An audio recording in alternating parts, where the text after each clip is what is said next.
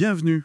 Aujourd'hui, on va explorer ensemble une analyse, disons assez percutante, qui circule sur une situation au Moyen-Orient qui serait bien extrêmement tendue. L'idée, c'est de décortiquer cette perspective, cette source qui décrit une offensive israélienne vraiment majeure contre l'Iran. Oui, une offensive d'une ampleur assez inédite si l'on en croit cette analyse. Alors, justement, que dit cette source? Elle parle d'une opération préventive, euh, à grande échelle. Le nom de code serait Col Plavia. C'est ça. Et il s'agirait de frappes massives, simultanées. On parle de dizaines de cibles en Iran. Des cibles nucléaires comme Natanz, c'est mentionné. Absolument, Natanz est cité comme ayant été touché. Mais aussi des bases de missiles et même des frappes jusqu'à Téhéran. Ah oui, quand même. C'est énorme comme allégation. Et ce qui est vraiment frappant dans ce récit, c'est cette idée d'une double stratégie. Pas seulement frapper les installations, mais aussi chercher à décapiter le commandement iranien. Décapiter le commandement, c'est-à-dire. La source avance que des figures très importantes auraient été ciblées pour assassinat. Elle cite des noms, le général Ghulam Ali Rachid, un stratège clé, D'accord. et surtout le général Hossein Salami. Lui, c'est le chef des gardiens de la Révolution, une cible absolument majeure. Le chef des gardiens ciblé. Oui. Et même deux scientifiques nucléaires sont mentionnés, Feridoun Abbasi Davani et Mahdi Terranchi.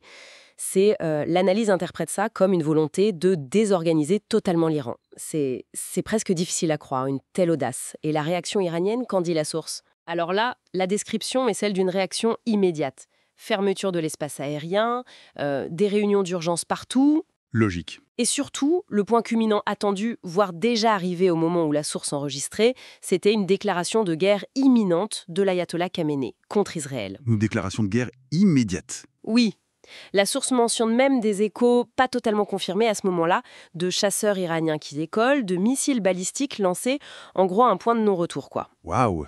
Un point de non-retour. Et côté israélien, les déclarations de Netanyahou, comment sont-elles lues dans cette analyse? L'analyse s'arrête sur ça, oui.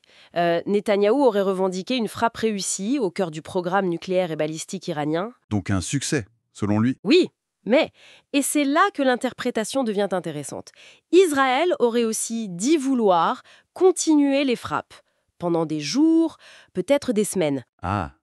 Et qu'est-ce que ça suggère, d'après la source?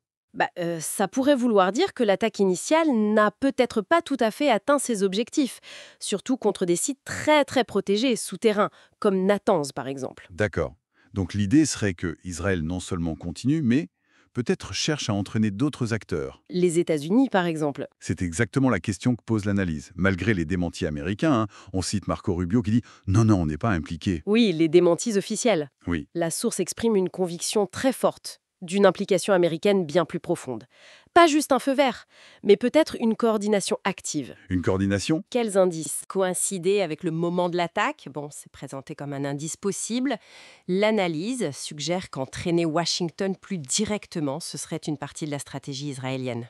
C'est une thèse assez audacieuse, vu les positions officielles et les conséquences immédiates, au-delà de la riposte iranienne annoncée. Multiples. D'abord, évidemment, état d'urgence en Israël, espace aérien fermé aussi là-bas. Ensuite, l'économie. Bah oui, l'économie. La source parle d'une flambée du prix de l'or, genre plus 300, plus 400 dollars l'once. Et la grosse crainte, bien sûr, c'est le pétrole, le détroit d'Ormuz. Le goulot d'étranglement mondial. Exactement. Et puis, le risque majeur souligné par la source, l'embrasement régional. Que les alliés de l'Iran s'en mêlent. Le Hezbollah au Liban, des groupes en Irak, au Yémen. Donc, si on résume cette analyse qui nous a été partagée, on a une description d'une escalade absolument spectaculaire. Des frappes israéliennes d'une ampleur folle, des tentatives présumées d'éliminer le haut commandement iranien. Une riposte iranienne présentée comme certaine, imminente, voire une déclaration de guerre. Et de forts soupçons sur une implication américaine, peut-être même une coordination. En gros, cette source nous dit « la guerre ouverte est là ». Oui, c'est la conclusion. Mais il faut vraiment insister, et la source le reconnaît elle-même, sur l'incertitude énorme. Les infos bougent très vite dans ces moments-là. Bien sûr, la prudence est de mise. Néanmoins, le jugement de cette analyse sur l'action israélienne présumée est très dur. Elle parle de paris stratégiques risqués, voire d'erreurs historiques. Une erreur historique. Ouais. Pourquoi? L'idée avancée, c'est qu'Israël aurait sous-estimé la capacité de réponse de l'Iran et surtout aurait fermé la porte à toute solution diplomatique. En gros, avoir misé trop gros.